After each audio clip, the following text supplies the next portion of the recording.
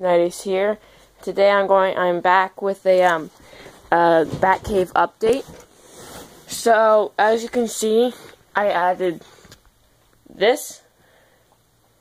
This is actually just foam board with green construction paper glued on. I have these little Velcro duct tapes onto my Lego so this stays on better. These things help keep it down. You can see those. So I had a little bit of a plan for my Wayne Manor. Let me go over here. It's a little bit of a mess, but you can see I have a W for Wayne. It's kind of like the Lego movie, and then I used this set. If you recognize it, it's like the Hydra thing, like at the beginning of Age of Ultron. So I just replaced that thing and took out this. The little thing that was here, and I don't know why I replaced that, but it looks like a gate, and I put little hands up here,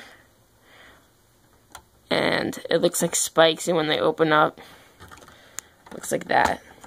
So it looks cool.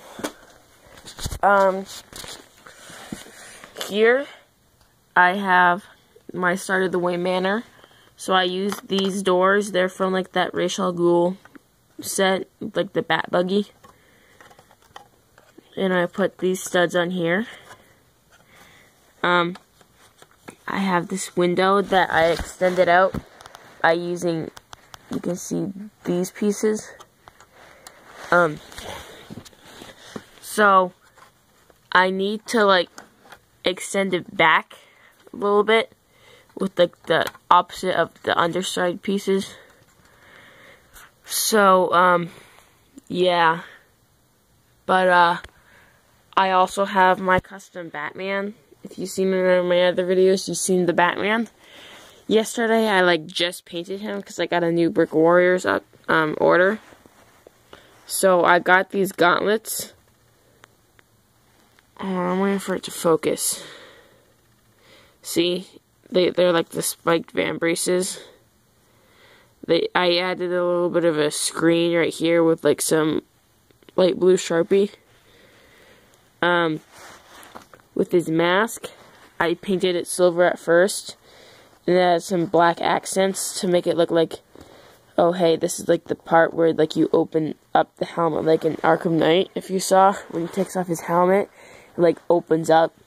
So that's like loose around his head, and then he can like tighten it. So that's what that's supposed to look like. You can see this is the glow-in-the-dark head. I can show you that. And yesterday I just discovered you can't just like put this into the dark. It's light absorbent. I don't know why I didn't see that at first. With his chest, I carefully painted around the bat symbol with silver enamel paint. Just a little bit of a recommendation. If you're going to be making a minifigure, make sure that you use like tester's paint or like model paint, especially on something like this, because it will just scrape off immediately. With the bat symbol, I just went over it again with some extra ultra fine point Sharpie. With the abdomen, I traced over the abdomen lines to make them look thicker, and just like with ultra fine point Sharpie, I drew over what I thought the rest of the abs would look like. With this, I painted all the things silver, and the like everything in between black. So with this, it was hard to get in between here black because it's super tightly packed. So I painted these black at first so that the black paint would sink down beneath, and then painted over this like almost like a dry brush with silver. With these, I painted the little clips black, or ultra fine point Sharpie, the clips black, and painted on my own belt buckle there. With these, I painted this upper part silver, and I added the little knee pads. I do have some Brick Warrior knee pads, which I will add. But these are just like the ones for like when you can sit down, because you cannot sit down with the knee pads from Brick Warriors. The back side of his torso is cool. I painted again like the little, whatchamacallit, the shoulder,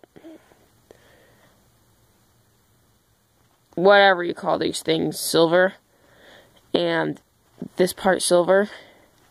Then I added these little accents and drew around everything. I painted underneath the arm silver, and I painted these blades silver, and around them black. I painted his hand silver, and then his like fingers, like the tip of his fingers, black. What I did was I took this cape, painted it silver. It took a while to dry because it sunk right through, and I painted both sides.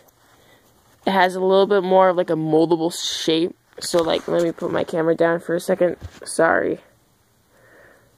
So what the what the cape allows you to do is like, since it's like has paint in it, it will mold. So like, you see, you can like fold it and it will like stay there. Or you can have like, hold on, this is like my favorite pose. This cape looks like it's like gusting in the wind. Hold on, see it like that. And then I painted these on and then went over them with some Sharpie. So I'm gonna go absorb this light.